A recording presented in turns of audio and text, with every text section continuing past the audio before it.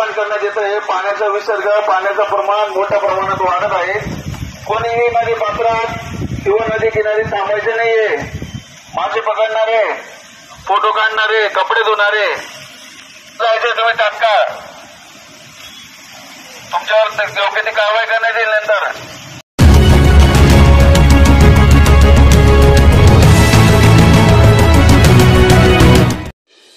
जिल्हाधिकारी यांनी केली पूर परिस्थितीची पाहणी। पांझरा नदीकाठाच्या नागरिकांनी खबरदारी घेण्याचे आवाहन। धुळे दिनांक 24 ऑगस्ट 2024 भारतीय हवामान खात्याने धुळे जिल्ह्यात शुक्रवारी रेड अलर्ट तर शनिवारी येलो अलर्ट जाहीर केला।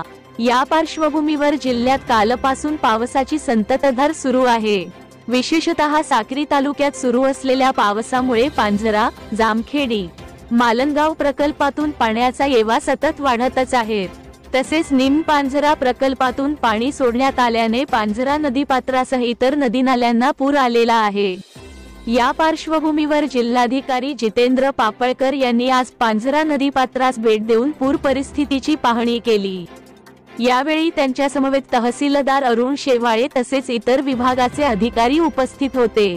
पांझरा नदीच्या पाणलोट क्षेत्रात सुरू असलेल्या पावसामुळे तसेच अक्कलपाडा प्रकल्पाच्या पाणलोट क्षेत्रात जोरदार पाऊस असल्याने तसेच वरील बाजूस असणाऱ्या पांझरा, मालनगाव आणि जामखेडी प्रकल्पातून पाण्याचा येवा वाढत असल्याने अक्कलपाडा धरणातून पांझरा नदीत पाण्याचा विसर्ग सोडण्यात येत असून पुढील काही तासांत विसर्ग वाढण्याची शक्यता आहे।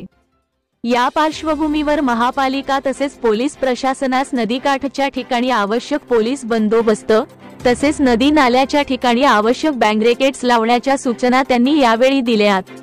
त्याचप्रमाणे नदी नाल्याच्या ठिकाणी राहणाऱ्या नागरिकांनी आवश्यक खबरदारी घ्यावी असे आवाहन जिल्हाधिकारी जितेंद्र पापळकर यांनी केले आहे।